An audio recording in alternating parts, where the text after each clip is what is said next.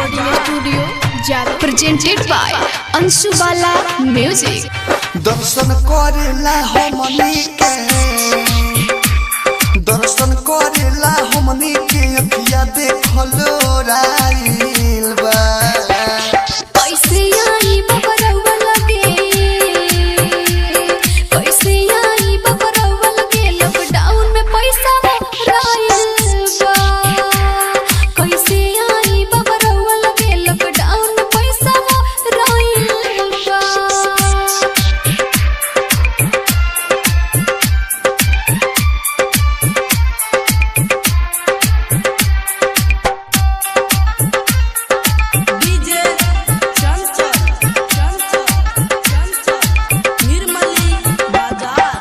Presented by Anshu Bala music.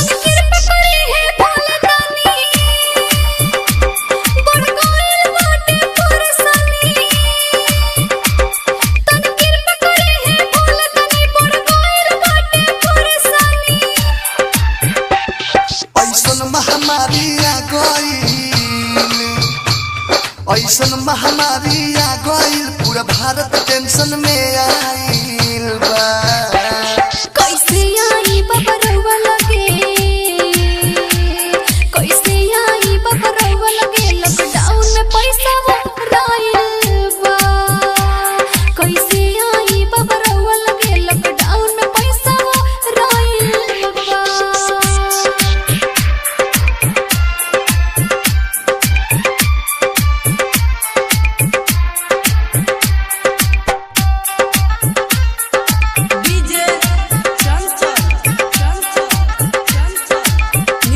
Presented by Anshu Bala music.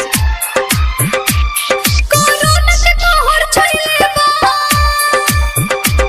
सब लोग के घरे बैठइले बा कोरोना के कहर छइले बा सब लोग के घरे बैठइले बा। विदेशी लाल यादव दुर्गेश के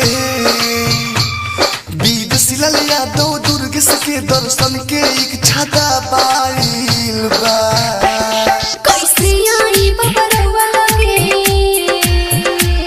कैसे आई बबरवा लगे लॉकडाउन में पैसा राइल बा कैसे आई बबरवा लगे लॉकडाउन में पैसा राइल बा।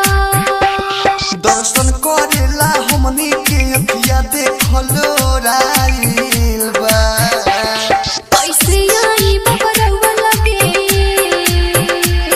कैसे आई बबरवा लगे लॉकडाउन में पैसा राइल बा कैसे आई बबरवा लगे लॉकडाउन में पैसा राइल बा। Balaji recording studio Jadav.